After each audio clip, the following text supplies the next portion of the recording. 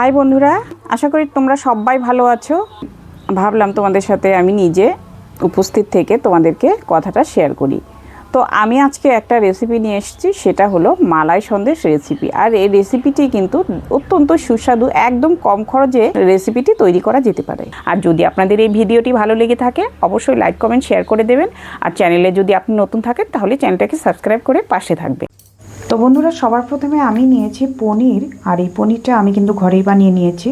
আমি 750 ml দুধকে ফাটিয়ে পনিরটুকু বানিয়ে নিয়েছি। তোমরা চাইলে কিনে আনতে পারো। বন্ধুরা, আমার চ্যানেলে কিন্তু পনিরের রেসিপি দেওয়া আছে, তোমরা চাইলে চ্যানেলটাকে চেক করে দেখে নিতে পারো।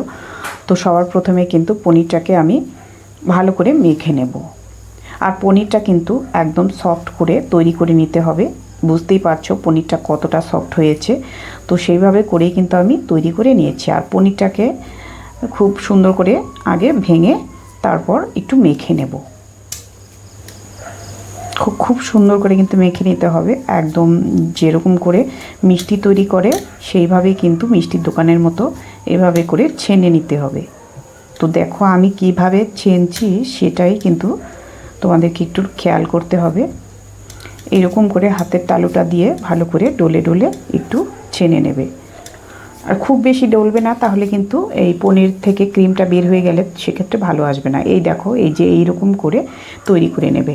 তো আমার কিন্তু হয়ে গেছে। এবার আমি এটা রেখে দেব, একটু ঢেকে রেখে দেব।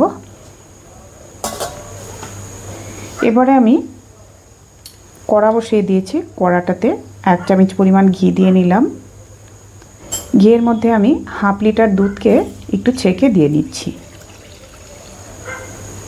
তো পরিমাণটা কিন্তু বুঝে নেবে বন্ধুরা। এখানে আমি 1/2 লিটার দুধ মালাই করে নেব।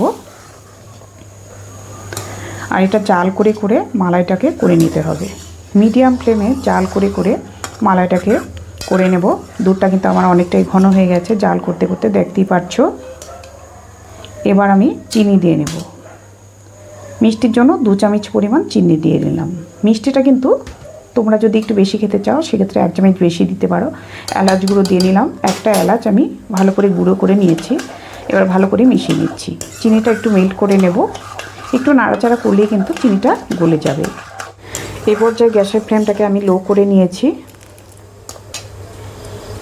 এবার কিন্তু গ্যাসের ফ্লেমটাকে কোনো রকম করে বাড়ানো যাবে না। এখন আমি পনিরটা ছেনে নিয়েছিলাম সেটা আমি দিয়ে নেব। এই দেখো, এইরকম করে ভেঙে ভেঙে দিতে হবে, গুঁড়ো করে করে দিতে হবে। আর ছড়িয়ে নিতে হবে। ছড়িয়ে ছড়িয়ে কিন্তু আমি দিয়ে নিচ্ছি। এবার হাতা দিয়ে খুব ভালো করে মালাইটার সাথে মিশিয়ে নেব। আর বন্ধুরা, মালাইটা যখন তৈরি করবে তখন কিন্তু গ্যাসের ফ্লেমটাকে একদম মিডিয়াম করে করবে। তো বুঝতেই পারছো আমার কড়ার চারদিকে কিন্তু একটুকু লাগেনি। এবার দেখো ঘন করে জাল করে নেব। উপর থেকে আমি একটু স্যাফরন দিয়ে দিচ্ছি। তো বন্ধুরা, এটা কিন্তু তোমরা মালাইটার মধ্যেও কিন্তু দিতে পারো। তো আমি তো তখন দিইনি, সেই জন্য এখন দিয়ে নিচ্ছি। আর এটা দিলে একটু ফ্লেভারেও সুন্দর আসবে আর রঙটাও কিন্তু সুন্দর আসবে। তোমাদের কাছে যদি থাকে দেবে, না হলে না দিলেও চলবে। এবার আরও ভালো করে জাল করে নিতে হবে। আর এই পর্যায়ে গ্যাসের ফ্লেমটাকে একদম লোতে করে রেখে কিন্তু নাড়া দিয়ে দিয়ে জাল করে নিতে হবে।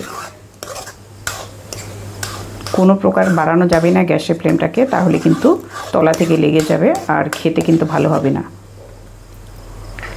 তো এখন দেখো অনেকটাই কিন্তু ঘন হয়ে গেছে। আর একটু ঘন হয়ে কিন্তু এই টেক্সচারটা চলে এসেছে। দেখো তোমাদেরকে একটু দেখাচ্ছি আমি ভালো করে। এই যে দেখো, যখনই এই টেক্সচারটা চলে আসবে তখনই গ্যাসটা বন্ধ করে দেবে। আর দেখো স্যাফরনটা দেওয়ার ফলে কিন্তু ক্রিমি ক্রিমি একটা রং চলে এসেছে, দেখতে খুব সুন্দর হয়েছে। এবার একটা থালার মধ্যে ঘি সামান্য একটু লাগিয়ে নেব, তারপর নামিয়ে নিচ্ছি। তো বন্ধুরা, এটা এখন আমি সেট করে নেব। পুরোপুরিভাবে কেচে নামিয়ে নিচ্ছি। এবার একটা স্প্যাচুলার দিয়ে উপর থেকে একটু ছড়িয়ে নিচ্ছি। তো বন্ধুরা, বেশি কিন্তু পাতলা করা চলবে না, উপর থেকে একটু মোটা করে ছড়িয়ে নিতে হবে। আর সাইডগুলো একটু ঠিক করে দেব। এবার বন্ধুরা এটা কিন্তু আমি 1 থেকে 1.5 ঘন্টার মতো বাইরে নর্মাল টেম্পারেচারে রেখে দেব। তোমরা চাইলে ফ্রিজে 10 মিনিটের মতো রেখে দিতে পারো, তবে তার বেশি রাখলে কিন্তু বেশি শক্ত হয়ে যাবে, জমে যাবে। এবার আমি ফিরে এলাম 1 থেকে 1.5 ঘন্টা পর। এবার দেখো উপর থেকে কিন্তু খুব সুন্দর বসে গেছে। এবার উপর থেকে আমি চাকু দিয়ে একটু ডিজাইন করে নিচ্ছি, একটু দাগ কেটে দেব। এটা কিন্তু পুরোপুরি অপশনাল, তোমরা উপর থেকে এভাবে করে ডিজাইন করতেও পারো, নাও করতে পারো, তবে আমি একটু দেখতে ভালো লাগার জন্য এভাবে করে একটু কেচিয়ে নিচ্ছি। এবার কিন্তু আমি পিচ করে নেব। তো দেখো কি সুন্দর করে কেটে নিচ্ছি। আর বন্ধুরা এটা কিন্তু খুব সুন্দরভাবে বসে গেছে, বুঝতেই পারছো। আর তোমাদের নিজেদের পছন্দ মতো কিন্তু পিচগুলো করে নেবে। আমি একটু ছোট ছোট করেই করে নিচ্ছি। দেখো বন্ধুরা, তোমাদেরকে একটু দেখিয়ে দিচ্ছি একটা পিচ। এই দেখো কি সুন্দর হয়েছে, বুঝতেই পারছো এটা কতটা লোভনীয় হয়েছে। এবার উপর থেকে একটু কাঠবাদাম আমি কেটে নিয়েছি আর একটু স্যাফরন উপর থেকে দিয়ে দিলাম। এভাবে করে সাজিয়ে আমি একটা প্লেটের মধ্যে তুলে নিচ্ছি।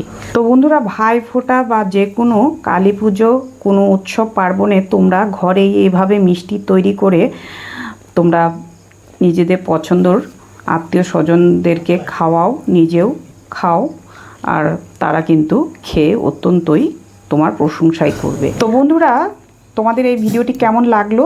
যদি ভালো লেগে থাকে অবশ্যই লাইক কমেন্ট শেয়ার করে দেবেন। আর চ্যানেলে আপনি যদি নতুন থাকেন তাহলে অবশ্যই চ্যানেলটাকে সাবস্ক্রাইব করে পাশে থাকবেন। আর পুরো ভিডিওটি দেখে নেওয়ার জন্য অনেক অনেক ধন্যবাদ রইল। বুঝতেই পারছেন কতটা লোভনীয় হয়েছে। এবার চলুন একটা খেয়ে দেখি। তো দেখুন কতটা সফট হয়েছে, মুখে দিলেই কিন্তু মিলিয়ে যাবে। তো এইভাবে সঙ্গে থাকার জন্য অনেক অনেক ধন্যবাদ।